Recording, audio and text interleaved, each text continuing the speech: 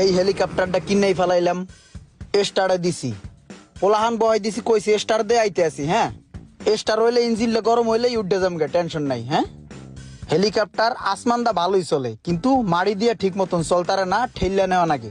এই যে সেই চাক্কা যেটাতে ঠেলে, পাইলট সাহেব যেই হেডফোনটা এখন কানে দিছে, এটা কানে দিলে আর কি শোনা যায় না, আকার ইঙ্গিতে বুঝাইতে হয়।